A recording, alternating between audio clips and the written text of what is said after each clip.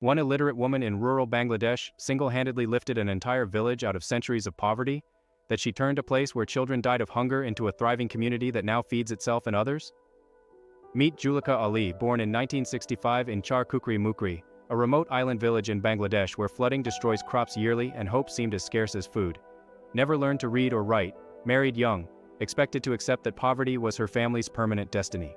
Her village had no electricity, no clean water, no jobs, just endless cycles of hunger and despair. For decades, Yuleka watched her neighbors' children go to bed hungry.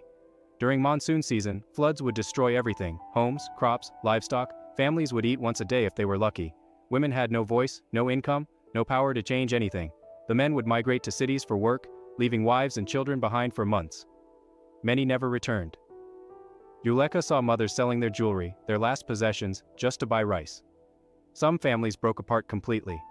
The local moneylenders charged impossible interest rates, trapping people in debt for generations. Medical care was a day's journey away. Children died from diseases that could be prevented with clean water.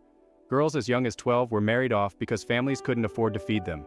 The village was trapped in a cycle that seemed unbreakable.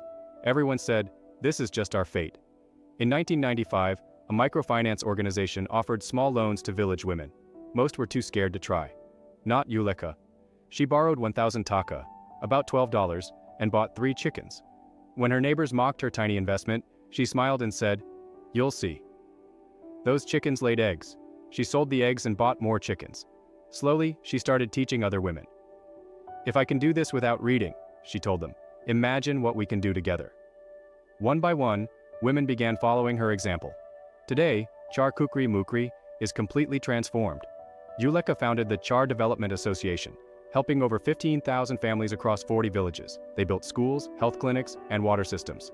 The village now produces enough food to sell to other regions. Women run successful businesses: poultry, fish farming, handicrafts. Julika, still unable to read, has been invited to speak at the United Nations.